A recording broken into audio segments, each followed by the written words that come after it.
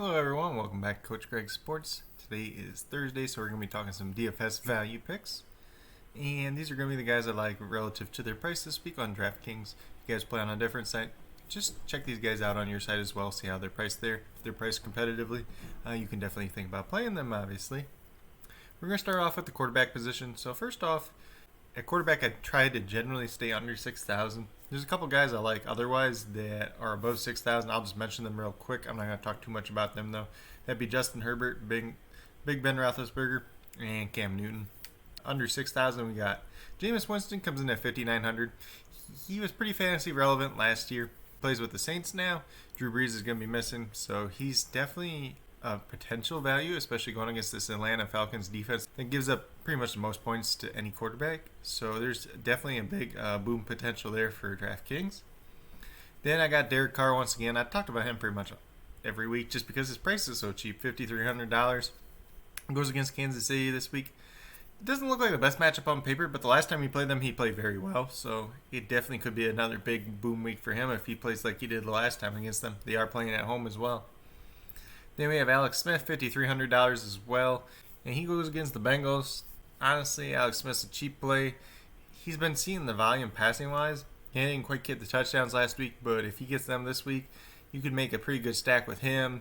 You can make a stack with him, Terry McLaurin, J.D. McKissick, Logan Thomas. You could go all in on this game for pretty cheap. Then, last but not least, we got Joe Flacco, $5,000. He's the cheapest starter there is out there. The last time he played was against the Patriots, and he actually played pretty well. If you would have played him then, you probably would have made some money. So you could probably stack him. You could probably stack Rashard Perriman, who's priced pretty relatively cheap too, maybe Denzel Mims, and end up pretty well there. Then we move over to the running back position. I'm going to talk about guys that are under $6,000 here as well. So first up, we got Damian Harris, $5,700. Goes against the Texans defense. If you guys don't know already, I am a Texans fan.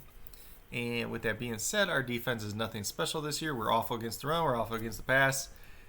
The only thing that they should be good against in this game is the tight ends. So start up your Patriots this week. Damian Harris should definitely have a big game. Next up, we got Kalen Ballage. He goes against the Jets. It's a revenge game for him once again, 2 weeks in a row. And he's been getting the carries for the Chargers, so he's definitely in play in this week. $5,600, he has a chance to pay off, especially if he does score a touchdown. Duke Johnson, once again, $5,400. David Johnson's on IR, so Duke's going to get all the workload.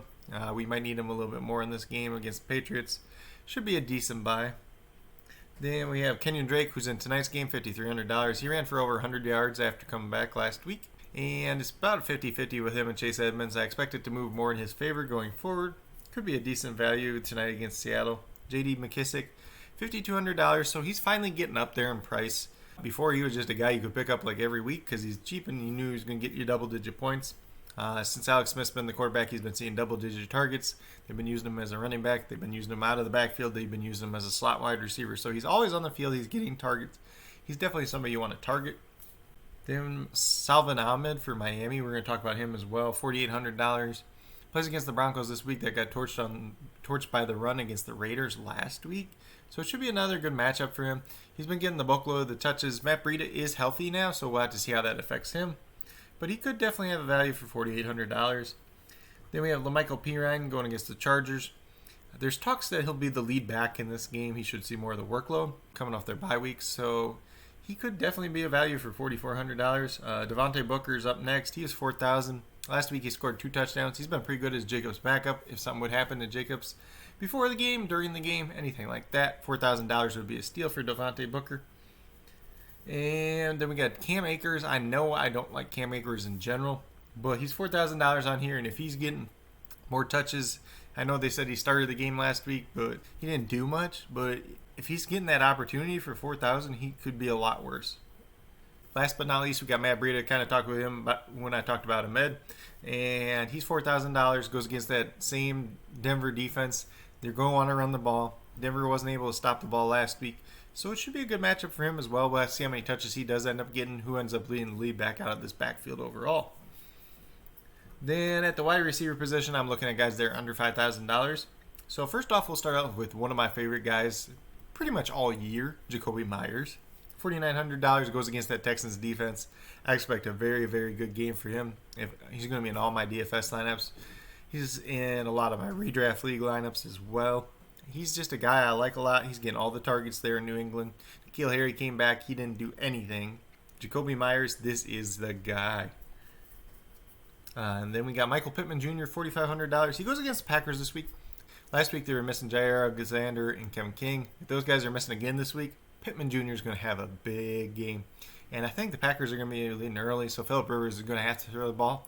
And he's the number one wide receiver for this Colts offense. He should see most of the targets. And with that being said, he should have a very good game.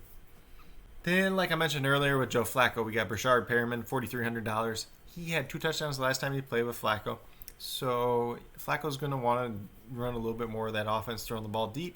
And that could definitely benefit Perriman. It could also benefit Denzel Mims, who I have a little bit later down on my list. He's $3,400. Same logic there. We got Jakeem Grant, who I talked about last week a little bit, $3,500. And if you played him last week, it paid off because he had 4 catches, I believe 43 yards, a touchdown. Did pretty well relative to his value at least. This week he goes up a little bit in price, but he should still see some of them targets. Should be a pretty favorable matchup for him overall as well. Then we'll talk about the Seattle wide receivers in this game. If Tyler Lockett does not play, then you have David Moore, $3,500, and Freddie Swain, $3,000. So these guys are dirt cheap. If Lockett doesn't play, you could play one of them. One of them should step up for sure. Can't tell you which one that will be right now, though. My guess is it would be David Moore, but we'll have to see. Sounds like Lockett's going to play, though, so I'm going to scratch this one a little bit. Then last but not least, we got Devin Duvernay. I talked about him a little bit last week. Last game, I believe he had 3 catches, about 45 yards. He played on 55% of snaps, which is an uptick for him. They go against Tennessee this week. Tennessee's been very vulnerable to wide receivers. If they start throwing the ball, Duvernay could be a guy that breaks out this week. And then we'll move over to tight ends. Tight ends, I'm going to look at guys that are pretty much under 4,000. So first off, we'll start with Austin Hooper, $3,900. Same price as last week. Last week, I know I did mention him. They had that wing game, so it kind of knocked him out. It's important to note this game might also end up being bad weather. So if it is, just keep your eye out on that. We got Dallas Goedert on the opposite end of that game, $3,800. Same thing, honestly, except the Eagles are throwing the ball more, but they have more pass-catching options as well. One of my favorite sleepers for DFS this week is probably Dalton Schultz. They go against the Vikings this week. They're probably going to be down. They're probably going to have to throw the ball. These backup quarterbacks for the Cowboys, whether it's Andy Dalton, Mike DiNucci, Gilbert, they've been liking to throw the ball to the tight end, so I think he should have a decent game. Solid overall. If he gets in the end zone, he definitely could be worth it for a DFS perspective. Then we have Logan Thomas, $3,300. He might be my favorite tight end this week overall, especially for DFS because this price is dirt cheap. And he's played on 99% of snaps last week, 100% of snaps the week before. Alex Smith has been looking for him when he needs to, and he led all tight ends in receiving yards last week with 66. So if he gets in the end zone, if he gets 60 yards again, he's definitely going to be a value for this. And then last but not least, I got Dan Arnold. He's in tonight's game, $2,800. Max Williams and Darrell Daniels are both injured. I believe Daniels isn't going to play. And if Max Williams doesn't play, then Dan Arnold would kind of be the last man standing, so he could get some more work in that regard. Then last but not least, we got the defenses that we're going to consider for this week. I'm going to start out with the cheapest ones, then go to the highest ones. These are going to be the ones I like overall, but I will mention the value picks that I have there. First off, we got the Broncos defense. They go against Tua. Tua's a rookie quarterback. He's made mistakes, but he's gotten away with a lot of them. 2 weeks ago, it was that bad interception down the sideline, got overturned, so the guy's foot was out of bounds. Last week, it was thrown into triple coverage. The one guy knocks it up in the air. Denzel Perriman drops the interception. They had the botched exchange that resulted in a fumble. I know that didn't count against Tua, but it counted against the center. If you played the defense against them, you would have still gotten the points for that.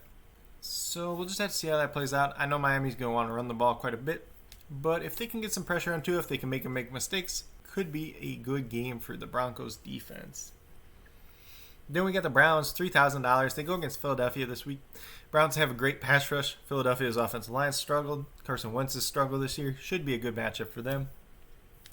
Then we'll talk about the Dolphins once again, $3,400, pretty good. They're one of my favorite defenses for, especially like in redraft, but in DFS they're priced up a little bit more, so that's why I mentioned the two options before them, in case you guys don't have enough money to spend on a defense. Typically, I don't like spending too much money on defense overall, but that's just my strategy in general. If you have $3,400 and you want to play Miami defense, you should have a pretty good day doing so.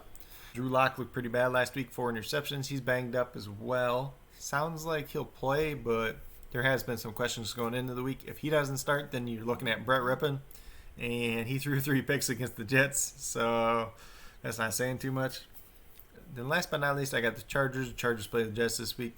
Chargers defense was one of the ones I liked last week. Didn't quite pay off just because they didn't get that interception versus Tua. They got the fumble still, though. If they get Joey Bosa back, it could be a big boost for them. And against the Jets, it should be a game that they're able to control. But with that being said, these are my DFS value picks for Week 11 on DraftKings. If you guys have any other picks that you think would be good value picks this week, please let me know down in the comments. If you have any other questions regarding DFS, if you want to share some of your DFS lineups with me, ask for any advice, feel free to do so. Whether it's down in the comments, at my email, coachcraigsports@gmail.com, on Twitter at coachcraigsport, or on the Coach Craig Sports Facebook page. Once again, I would appreciate it if you guys would like this video. It lets me know that you guys are enjoying the content that I'm putting out. Also, consider subscribing to my channel if you're new. I know there's been quite a few of you guys that have watched my videos that aren't subscribers already.